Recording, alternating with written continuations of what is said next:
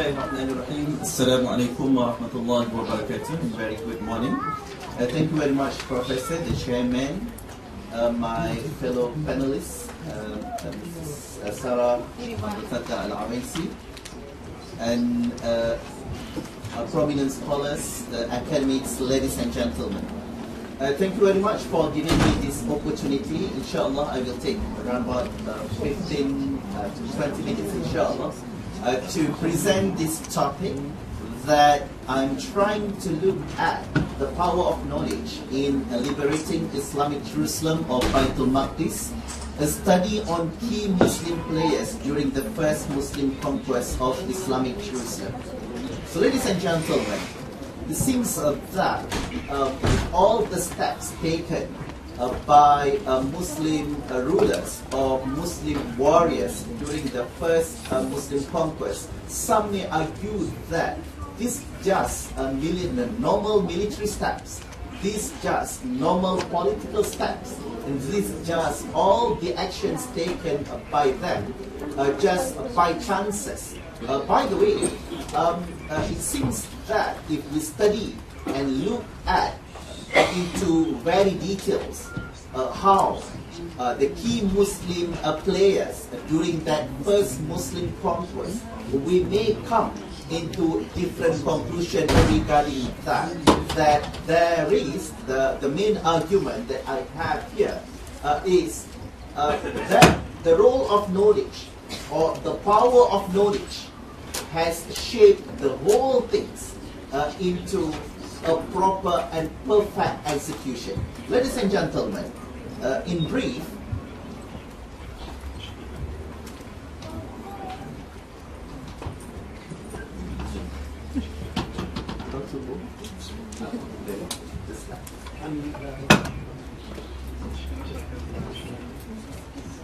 okay.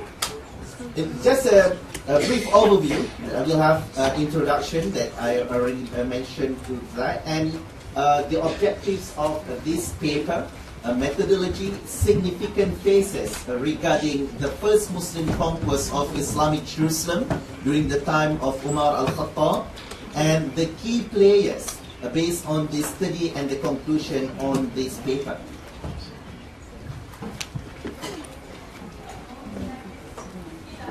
Okay.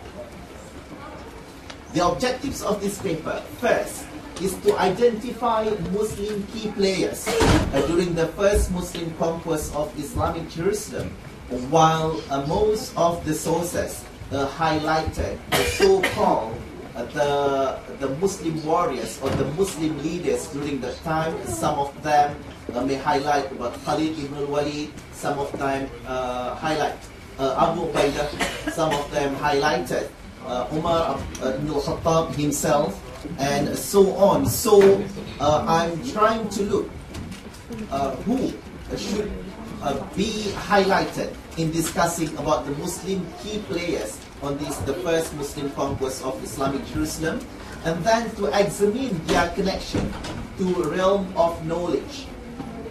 To look at if it is Umar ibn al-Khattab, if it is Abu Bakr, for example, then how their connection towards the knowledge or their understanding towards Islamicjerusalem or Baitul-Maqdis, and to analyze their adoption of knowledge towards liberation, how their knowledge has been implemented and has been materialized towards the first Muslim conquest.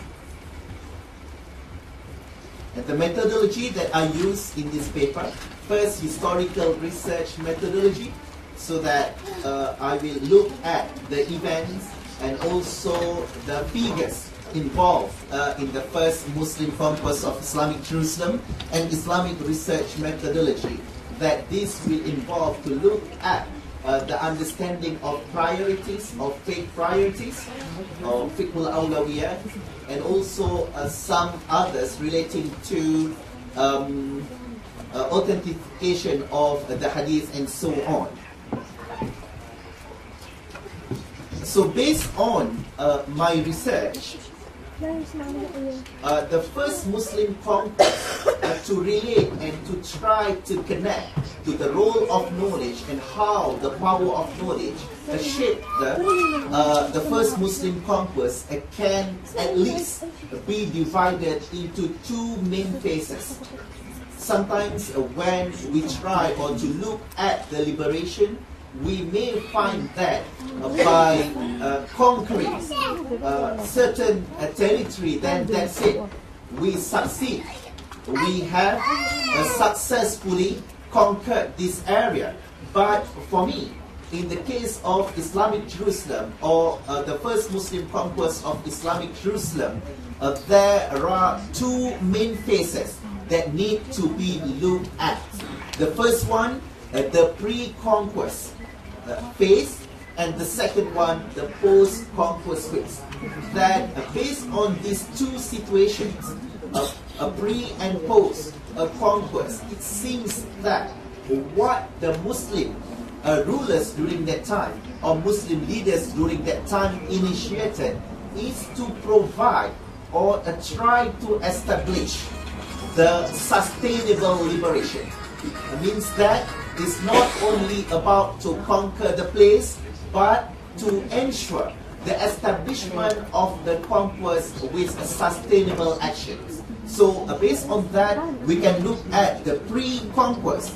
We may look at the role of the Prophet himself, how he educated people surrounds him, how he approached other companions, how he deal with his close companions like Abu Bakr, for example, because some of the hadith and also the advices given by the Prophet is directly to a particular companion like Abu Bakr, for example.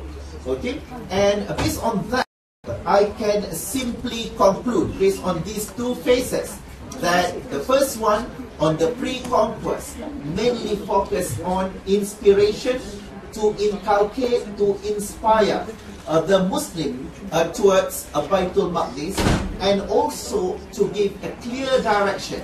And this is very important, very significant, even it is a must to focus on the conquest of Islamicjerusalem. While the post-conquest focusing on laying the foundations for the establishment of the conquest to ensure sustainable conquest or liberation. And on top of that is the implementation. How they deal with in assigning, for example, governors or who's responsible in this territory to manage, and also to make sure that not only look at administrative context, but also in empowering people during that time by having a true knowledge or understanding regarding Islamicjerusalem. The key Muslim players. Everybody understand, and I think it's very clear enough from yesterday that we discussed about the approach, the hadith, and anything related to the Prophet. So I do not intend to go into details regarding the practical steps inspired by the Prophet, but I will look at, for example, Abu Bakr as-Siddiq. For me, Abu Bakr as-Siddiq is the main figure, although the conquest done during the time of Umar al-Khattab, but Abu Bakr showed the way and have a clear direction. And my understanding is this should be based on the knowledge that he has and understanding that he has. For example, Al-Waqidi mentioned about the advice from the Prophet, particularly to Abu Bakr, to continue what has been initiated by the Prophet. For example, the expedition led by Usama, that has been taken into consideration as the main priorities or the main actions. We know that Abu Bakr ruled not very long. It's just around about 2 years and 2 years plus. Okay. By the way, for him, it is among the main priorities to execute or to ask the Muslim people during that time to move towards Islamic Jerusalem, and one of them is to ensure that Usama expedition will be accomplished. By the way, with the understanding of Abu Bakr towards what has been advised from the Prophet, Abu Bakr not only tried to direct Usama, for example, but also to resolve the issue of unity of Muslim people during that time. And during that time, Muslims are faced with the problem of apostasy. That's why what I can see that Abu Bakr initiated and even insisted, because some of the prominent companions during that time might not agree with Abu Bakr's step or his attitude, that some claim that it is harsh attitude towards those who involved in apostasy, those who didn't want to pay zakat and so on. But for him, it is a must for a bigger priority towards liberation of Islamic Jerusalem. So it is a must for the Muslims during that time to be united and not divided. So for me, this is very important that Abu Bakr then, after he successfully deal with the problems of apostasy among the Muslim people during that time, then he started to direct all the expeditions towards the northern part. Even he mentioned, like the one quoted by Ibn al-Murajjah, that for him, to liberate Islamic Jerusalem, to conquer Islamic Jerusalem will be even much bigger than to liberate or fight al-Iraq. This doesn't mean that Iraq is not significant or other places not significant, but to give priority towards liberating Islamic Jerusalem will be the main agenda. And based on that, what I can see, yes, Abu Bakr could not accomplish the liberation of Islamic Jerusalem during his rulings or during his time. By the way, Umar continued his aspiration, his attitude, and his direction towards Islamic Jerusalem. And this has been materialized, especially what I can see, for example, Umar ibn al-Khattab radiallahu anhu replaced Khalid ibn al-Walid with Abu Ubaidah. Most of the sources just mentioned that is to avoid that people started believe in Khalid al-Walid as the success factor for the conquest of Sham, Iraq, and so on. By the way, what I can argue here, this also relates to the way how Muslim conquest should be executed for Islamic Jerusalem. Because the replacement of Khalid al-Walid involved Abu Ubaidah, which is known as Aminul Ummah. That we can understand when Aminul Ummah, he will be maybe not as aggressive as Khalid ibn al-Walid, but he has better understanding how to deal with the best way to execute liberation of Islamic Jerusalem. Because in most cases, when involved with the armies, then the quickest that you defeat or you conquer the territory, that's the better one. By the way, Abu Ubaidah seems not that kind of people, because it seems that Abu Ubaidah, even he can ask his rulers, including his Muslim leaders, Muslim armies during that time, including Khalid ibn al-Walid, to be patient and to make sure that Islamic Jerusalem will be liberated without bloodshed, which is for me this very important. How he execute and deliver the understanding about knowledge and the knowledge that he has himself towards liberating Islamic Jerusalem. And we can see that Abu Ubaidah even wait for Umar to come as some may argue this because of the request from the people of Islamic Jerusalem. By the way, I believe that Abu Ubaidah also played a very important role to at least to keep their armies patient enough to wait for this liberation of Islamic Jerusalem with the best way possible without any bloodshed. Ladies and gentlemen, I'm trying to make it brief.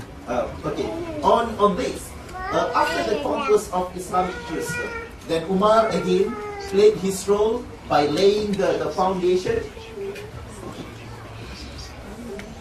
by having Umar's assurance of safety towards the people of India or Islamic Jerusalem during that time. And this is another magnificent initiative done by Umar, and again based on his understanding or based on his knowledge gained from the Prophet Muhammad sallallahu alaihi wasallam. And I will be looking at another two key figures. You can see here, another two figures here is Al-Qamah ibn Mujazzis and also Ubadah ibn Salih. Let me start with Ubadah ibn Salih. Most of the sources mention about the appointment of Ubadah as the judge. By the way, some of them didn't highlight even more significant fact that Umar appointed Ubadah ibn Samit, in Arabic, Umar's quoted as Ubadah ibn Samit during that time is already like an old man, that he may not be capable to be a ruler, to be a governor, and so on. By the way, Umar ibn Khattab looked at Ubadah during that time with his quality of knowledge. That's why the purpose of appointing Ubadah during that time for Umar is litafqihihim, means that to ensure, to empower knowledge of Islamic Jerusalem people. Yes, his post is as a judge. By the way, the most important role that he supposed to play in Islamic Jerusalem is to educate people of Islamic Jerusalem about the right vision, about the right direction, and about the right way to deal especially with the so-called conquered people. That's why there were no reports at all to mention that the resistance from the native inhabitants of Islamic Jerusalem, because my argument is the Muslims who migrated or who moved to Islamic Jerusalem after the conquest. Inshallah, you'll try to summarize that. Sorry about that. Okay, guys. During that time, it seems that Muslims of Islamic Jerusalem, some of them may come from Yemen, some of them may come from other parts of Muslim territories during that time, but they have very good understanding, and that's the role of Ubadah ibn As-Samit. And Al-Qamah ibn Mujazzis been assigned as the governor or administrative governor for Islamic Jerusalem with his background that he is a military man. He has been assigned by the Prophet to lead one expedition before that. So I believe that the role of Al-Qamah here is to ensure that the execution, the educating process towards the people of Islamic Jerusalem will be done properly, because knowledge or the power of knowledge need also to be accomplished by accompanying it with the so-called security measures, and also the efforts to protect all the initiatives and so on. So ladies and gentlemen, as a conclusion, the first conclusion that I can make, knowledge-based approach was the main emphasis by the Prophet towards liberation of Islamic Jerusalem, so that not only based on the hadith by the Prophet, but also the actions taken by the close companions to the Prophet towards liberating Islamic Jerusalem. Secondly, inspirational knowledge shaped organized moves towards liberation by Muslim key players. and power of knowledge is a must for sustainable liberation. That's all from me today. Assalamu alaikum wa rahmatullah.